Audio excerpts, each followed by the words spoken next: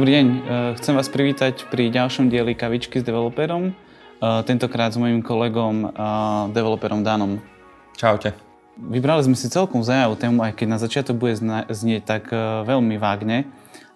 Téma sa volá monitoring. Dano, ty si aj pamätáš možno ešte ako študent začiatky našej firmy a my sme veľa robili s monitoringom, službu zákazníkov monitorovania. Ale ako developer vnímaš monitoring ako? Čo ti to prináša? Prečo to potrebujeme pri developmente aplikácií? Tak začal by som asi tým nejak všeobecnejšie, že čo je to ten monitoring vlastne.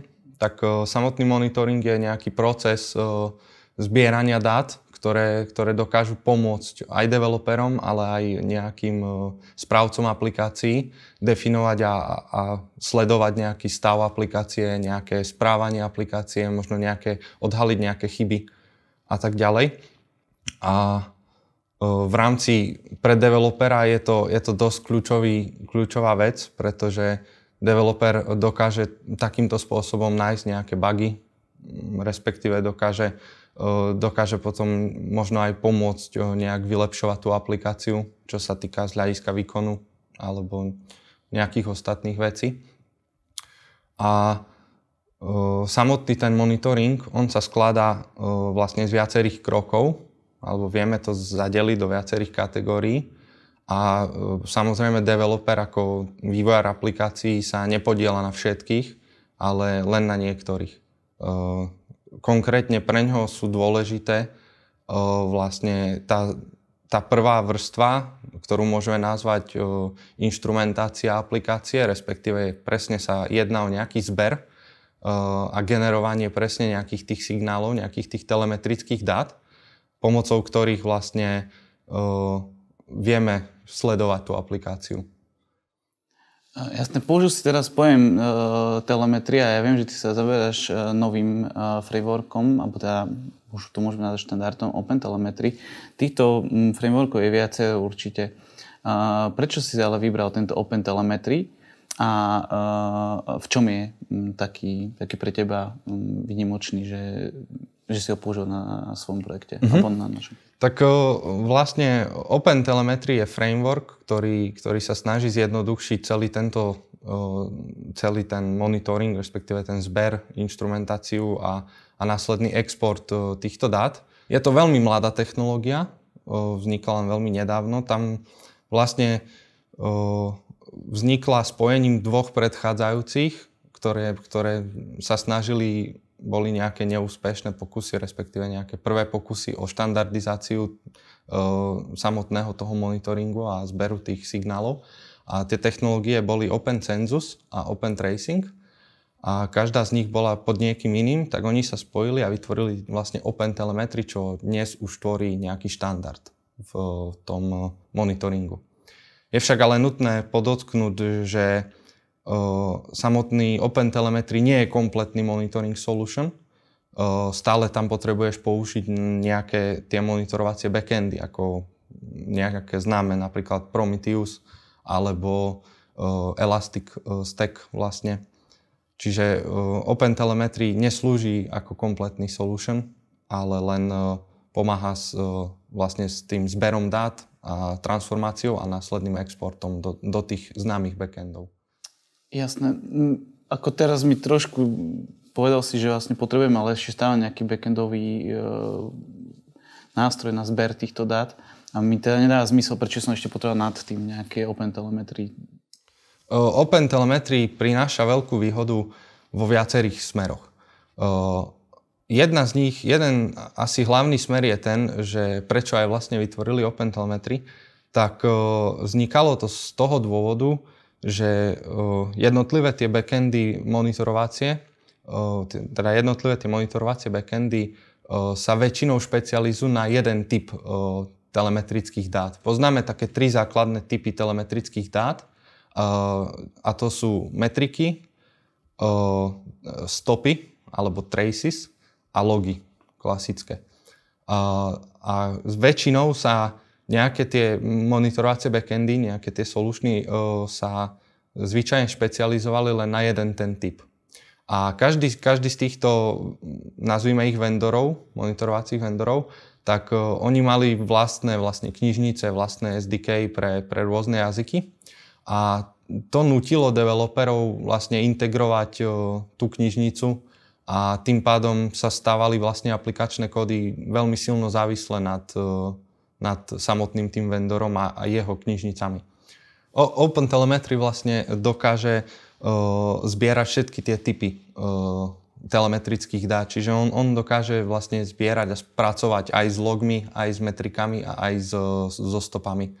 Zvlášť je to podstatnejšie v tejto dobe, kedy vlastne je doba distribuovaných systémov a všelijakých mikroslúžieb, ktoré medzi sebou komunikujú, tak potrebujeme vlastne zbierať rôzne tie typy dát a aj samotné tie nejaké distribuované stopy sú samozrejme dôležité. A OpenTelemetry presne prináša to, že vlastne oddelí aplikačný kód od nejakých tých vendor špecifických knižníc a tým pádom vlastne môžeme používať rôzne backendy alebo aké chceme backendy monitorovacie a vieme ich zamieňať. Že keď sa napríklad firma rozhodne, že chce prejsť z nejakého open source riešenia na nejaký SaaS, hej, napríklad Elastic, tak dokáže to urobiť bez nejakých zmien v kódoch aplikácií. Vlastne je to jednoduché, len sa zmení nejaká konfigurácia v YAML v nejakom kolektore, čo rieši ten OpenTelemetry. Jasne, či my si vieme predstaviť ten OpenTelemetry ako nejaký agregátor všetkých tých troch... Áno, presne tak. Jeho hlavnou úlohou je vlastne vygenerovať signály, ktoré budú nezávislé od vendora. Vymysleli na to aj vlastný protokol, ten OpenTelemetry protokol alebo OTLP. A následne aj nejak tieto dáta zozbierať, prípadne na nich urobiť nejaké filtre, transformácie alebo iné operácie. A potom je ten posledný krok, že vlastne OpenTelemetry to dokáže exportovať do rôznych tých monitoring backendov. Má to obrovskú podporu, všetky aj komerčné, aj open source monitoring tooly už integrovali vlastne OpenTelemetry a dokážu s tým pracovať. To je veľmi dobré, sa teším na ukážku. Viem, že počas tej ukážky nám aj trošku vysvetlíš, ako to funguje, na to sa tiež veľmi teším, tak nech sa páči. Ďakujem. V tejto ukážke si ukážeme, ako začať s používaním OpenTelemetry, ako nakonfigurovať jednoduchý OpenTelemetry kolektor a takisto si ukážeme, ako jednoducho sa dá pridať tracing pomocou OpenTelemetry v .NETe. Táto ukážka je inšpirovaná demom, ktorý sa nachádza na GitHube. Oficiálne demo sa nachádza na tomto linku, to je priamo od OpenTelemetry Community. A táto ukážka je zjednodušená, používa trošku jednoduchšie demo, konkrétne základ som vytiahol z tohto repozitára. Obe tieto služby alebo aplikácie generujú telemetrické dáta a všetky to posielajú vlastne do toho OpenTelemetry kolektora. Dano, môžem sa ťa spýtať, ako toto všetko zapadá do tej našej distribuovanej architektúry? No, výhoda toho OpenTelemetry kolektora je, že je to veľmi lightweight a tým pádom odporúčajú to vlastne spúšťať aj ako keby lokálne k aplikácii, či už napríklad to spustíš ako samotnú binárku alebo ako sidecar, keď máš kontajnery, tak vieš to spustiť ako sidecar kontajner. A tým pádom vlastne je to aj veľmi výkonné, pretože eliminuješ úplne ten overhead, ktorý sa deje v rámci komunikácií po sieti. Čiže dokážeš ty vlastne mať lokálne kolektory pre každú aplikáciu a tie kolektory už potom samotné si budú posielať tie dáta ďalej do nejakých väčších centralizovanejších kolektorov. Jasne, čiže keď to preženiem, môže mať 100 Docker imageov, v každom Docker image inú aplikáciu a 100 sidecarov ku každému. Presne tak. A ostáva to lightweight, ostáva to veľmi výkonné tým pádom. A samozrejme ten Open kolektor, ako sme sa už bavili v úvode, potom dokáže exportovať do rôznych monitoring backendov a v tomto deme používame open source, tak pre ukážku sme zvolili 3, A konkrétne tie backendy používame Prometheus na metriky a Zipkin a Jaeger na tie stopy, na tracy. Nejakú ukážku... Teraz ma ale aj napadlo, v tomto prípade nám to zjednoduší sa aj konfiguráciu. V podstate, to si možno, že aj spomínal, že teda keď by som potreboval, keď som konfiguroval 100 aplikácií, tak budem mať 100 konfiguračných nastavení v každom jednotlivom nástroji a takto mám iba jednu. Správne to chápem? Áno, vlastne tým, že dokážeš spustiť tie kolektory lokálne, tak samotná aplikácia nepotrebuje konfigurovať v podstate nič. Stačí mu jedna ako keby adresa toho kolektora. Nič viac nepotrebuje. A potom samotne tie kolektory, oni sa konfigurujú pomocou jednoduchého YAML failu, ktorý si môžeme taktiež ukázať. Čiže tu nám môžeme vidieť, ako vyzerá tá konfigurácia toho samotného kolektora. Každý kolektor sa skladá z 3 častí interne a to je receivery, exportéry a nejakí procesory. Respektíve v poradí je to lepšie receivery, procesory a exportéry. Všetko to začína nejakým receiverom, ktorý je vlastne zodpovedný za samotný príjem tých dát. Väčšinou je to z aplikácií. Keďže OpenTelemetry sa snažil štandardizovať úplne celý ten zber, tak brali do úvahy aj to, že napríklad veľmi veľa nejakých služieb, napríklad Rabbit, Message Broker a podobne, už implementujú a integrujú napríklad Prometheus metriky. Tak oni to zobrali do úvahy a ten kolektor dokáže sa správať ako Prometheus, lebo napríklad RabbitMQ nepodporuje priamo OpenTelemetry, nemá to implementované, tak dokážeme použiť OpenTelemetry aj s Rabbitom napríklad tak, že nech Rabbit publishne svoje metriky ako Prometheus metriky a následne ich tento kolektor vie zbierať a vie si ich transformovať na ten svoj OTLP protokol, na ten formát tých dát, aký potrebuje. Potom druhý krok, ktorý sa deje, je tzv. Processors a tam vlastne dávame nejaké transformačné operácie, ktoré sa dejú v rámci toho kolektora. Dosť takým základným, ktorý sa používa dosť často, je tzv. Batch a to rieši to, že aby sa tie metriky neposielali po jednom, ale aby sa znížila ten nejaký komunikačný overhead, tak sa to dáva do nejakých tých zväzkov, do nejakých tých batchov. Tým pádom tretí krok ostáva ten posledný a ten je exportéry. A do exportérov vlastne už definujeme ten krok, kedy OpenTelemetry kolektor dokáže exportovať do tých rôznych backendov, ale aj do iných kolektorov. Dosť sa to používa presne pri tej metóde tých lokálnych kolektorov, kedy vlastne aplikácia len posiela vlastne od toho sidecaru tie dáta a ten sidecar kolektor to potom posiela do nejakého väčšieho centralizovanejšieho kolektoru. Následne si môžeme všimnúť, že tu zatiaľ, čo sme tu navyššie definovali a nejak konfigurovali tie rôzne kroky, tak tu na nižšie si už vieme vyskladať klasicky, ako sa budú používať, ako sa budú tie pipeliny v tom kolektore správať. Napríklad pre ilustráciu pipeline pre tracy, čiže pre tie distribuované stopy, vyzerá nejako takto, že príjma to z toho OTLP protokolu, potom sprocesuje ich napríklad tým batchom a exportuje to do troch rôznych destinácií. V konkrétnom prípade je to log do konzole klasicky, potom do Zipkinu a do Jaegera. Takto nejako vyzerá teda tá konfigurácia. A je to veľmi ľahko rozšíriteľné, v podstate nám stačí len pridať, napríklad keď chceme nový backend, tak nám stačí pridať do exportéra ďalší typ toho monitoring backendu. A samozrejme potom ho môžeme pridať sem napríklad do tých traceov ako do pipeliny vlastne.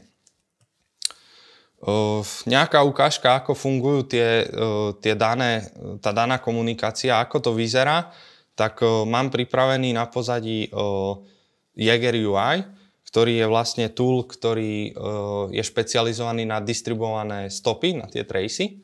A môžeme si pozrieť, ako to nejako vyzerá. Keď si otvoríme demo klienta alebo demo server, dáme si operáciu lomitko hello, to je vlastne tento endpoint, ktorý je jednoduchý, zavolá sa a po nejakom delayi sa vráti hello world v rámci ukážky. A vieme si pozrieť, že keď si pozrieme nejaké tie stopy, tak pekne máme vylistované, čo sa presne deje. Môžeme si otvoriť nejaký detail tej stopy a vidíme presne, že demo client vlastne zavolal pomocou HTTP GET, zavolal ten demo server lomitko hello. A vieme si taktiež tieto stopy obsahujú nejaké metadata a vieme si ich pozrieť napríklad. Vidíme tu nejaké defaultné hodnoty, ktoré sa pridali, ako napríklad, že ako sa volá aplikácia, aký programovací jazyk používa a tak ďalej. A ako sa volá SDK, tu vidíme, že je to presne to OpenTelemetry. A vidíme vlastne presne nejaké tie stopy, čo nám dôrazne dokáže pomôcť v následnom nejakom hľadaní chýb alebo hľadaní, prečo aplikácia zlyháva ako celok. Mám tu ešte aj pripravenú nejaký jednoduchý dashboard, ktorý vlastne spracováva pomocou Prometheus metriky a následne to vizualizuje cez Grafanu. A vidíme tu nejaké metrické hodnoty, napríklad, že koľko requestov už bolo vykonaných na server. A keď si to aktualizujeme, tak vidíme, že tá hodnota sa mení. Čiže tie metriky sú tam v podstate live. Tak teraz si môžeme ukázať, ako sa v podstate dá začať z OpenTelemetry v .NETe a ukážeme si aj nejakú autoinstrumentáciu, ktorú ponúka ASP.NET Core, respektíve OpenTelemetry pre ASP.NET Core. Na začiatok asi je potrebné si nainštalovať nejaké balíčky, ale respektíve nejaké závislosti. Čiže budeme potrebovať určite OpenTelemetry Extension Hosting, ktorý nám poskytne nejaké extension metódy, ktoré vieme potom používať. Taktiež nám potrebujeme OpenTelemetry Protocol Exporter, čo slúži vlastne na samotný export tých dát z aplikácie do toho kolektora. A potom tu máme ešte dve inštrumentačné knižnice. Jedna je ASP.NET Core a druhá je HTTP. Vlastne tieto knižnice nám dokážu automaticky pridávať nejaké tie stopy a metriky k napríklad requestom alebo tak. Tu vidíme zatiaľ prázdnu aplikáciu, jednoduchú, s jedným endpointom, ktorá vráti vlastne hello from .NET správu.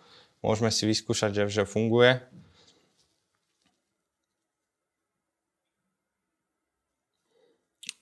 Vidíme, že beží na porte 7.1.7.2.7. Tak vidíme, že hello from .NET. A poďme si do takého projektu pridať nejaké metriky a respektíve nejaké stopy pomocou toho OpenTelemetry. Ako na to? Tak v prvom rade potrebujeme zaregistrovať OpenTelemetry. Na to slúži tá extension metóda add OpenTelemetry tracing alebo metrics. Záleží, aké typy signálov chceme. Môžeme kľudne aj obidve. Ukážeme si to teraz iba na tých stopách. V samotnej tejto metóde si vieme nakonfigurovať, ako sa má celý ten flow správať. Čiže v prvom rade je dobre si nadefinovať nejaké properties, ako sa naša aplikácia napríklad bude volať, aká to je verzia a nejaké podobné metadata. Na to mám pripravený jeden snippet, ktorý vyzerá nejako takto. Vlastne v ňom len jednoducho definujeme názov našej aplikácie, nejakú verziu našej aplikácie a taktiež dávame mu, aby nám vygeneroval nejaké automatické IDčko v prípade nejakých škálovaných aplikácií.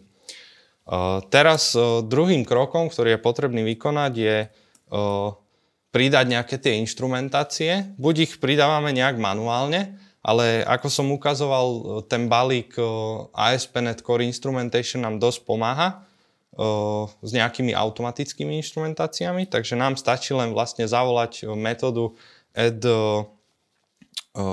ASP.NET Core Instrumentation a môžeme takisto ešte dať add HTTP Client Instrumentation. To bol ten druhý balík, ktorý nám to poskytuje.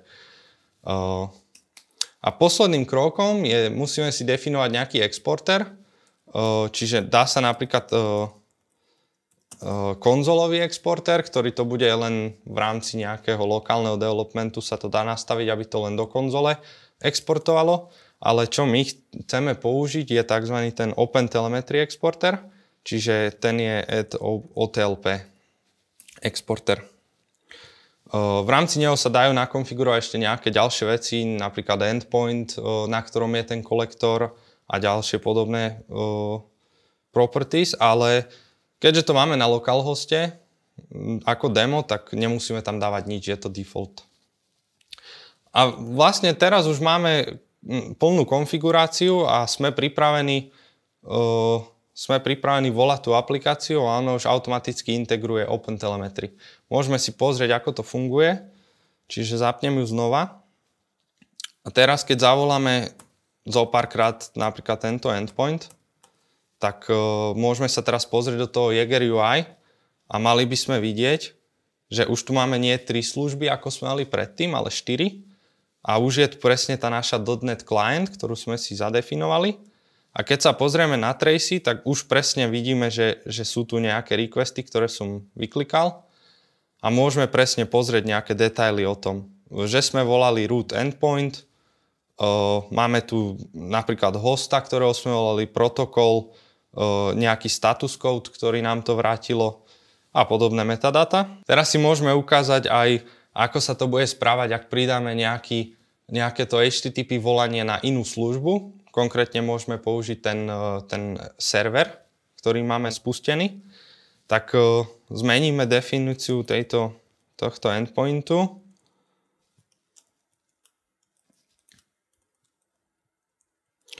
A namiesto toho, aby sme vracali hello from .NET, tak použijeme HTTP klienta a zavoláme vlastne ten server, ktorý nám beží.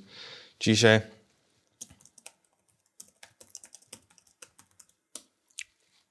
definujeme si HTTP klienta a vrátime, zavoláme vlastne ten server a jeho adresa je 7080/hello, keď sa nemýlim. A ešte tu pridáme vlastne async funkciu. Znovu spustíme aplikáciu a teraz už pokiaľ zavoláme, tak už vidíme, že nevracia nám hello from .NET, ale hello world, ktorý je vlastne z toho servera reálne. A keď si pozrieme teraz znovu tie tracy, ktoré máme, tak už tu máme presne, vidíme, je tu aj span v rámci toho servera.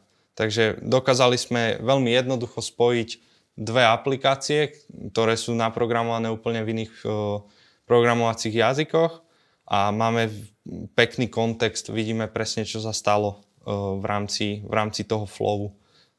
Vidíme, že .NET Client bol zavolaný s root endpointom a on vlastne volal HTTP GET demo server na adrese hello.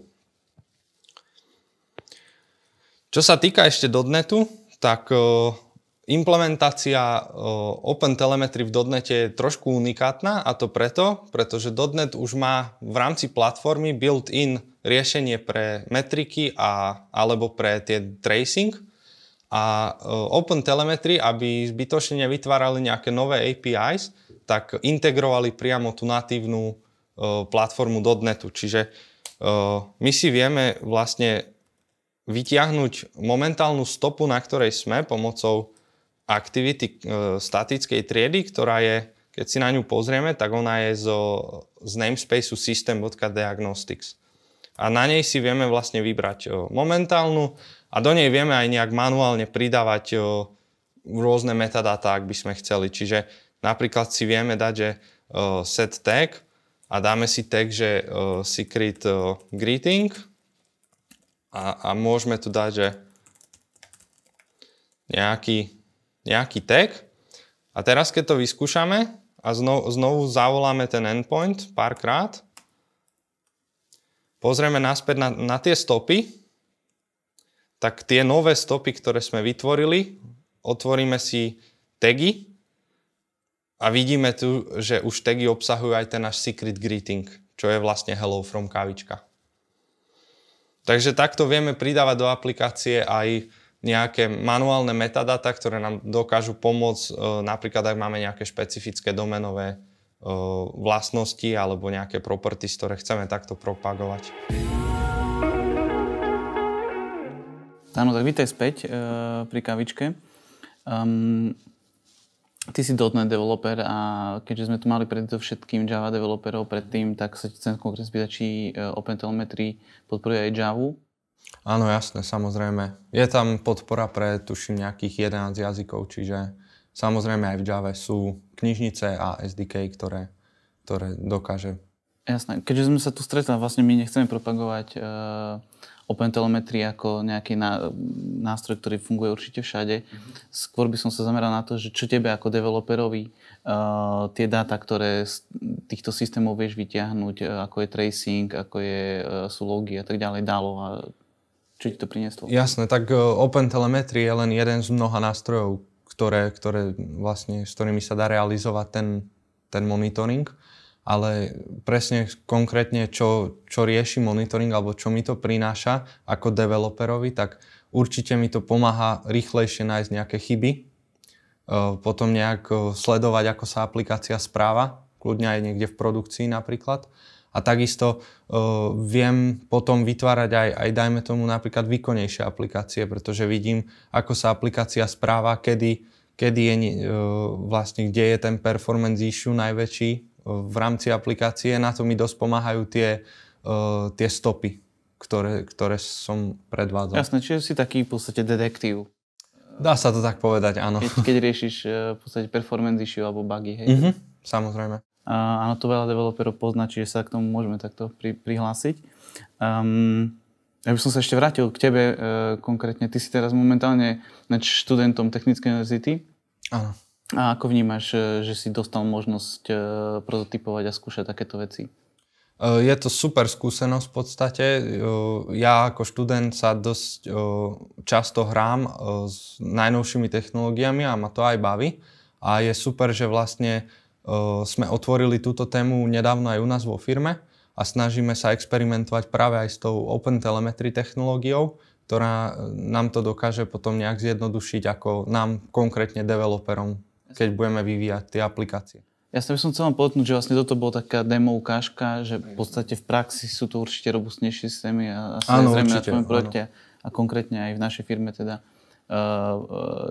sú podobné nástroje implementované a využívajú sa na väčších projektoch. Áno, jasné, toto bola veľmi okresaná ukážka, ukázal som tam, dá sa povedať, len stopy, hlavne na tie som sa zameral, ale samozrejme všetky tie signály sú dosť detailne spracované v reálnych aplikáciách a aby bol ten monitoring čo najdetailnejší a pomohol čo najviac vlastne. Dobre, Dano, ďakujem ti veľmi pekne za túto ukážku a dúfam, že sa ešte budeme vidieť na ďalšej alebo na inej kavičke. Ďakujem, teším sa aj ja. A vám divákom ďakujem za pozornosť a teším sa, že nás sledujete. Čaute.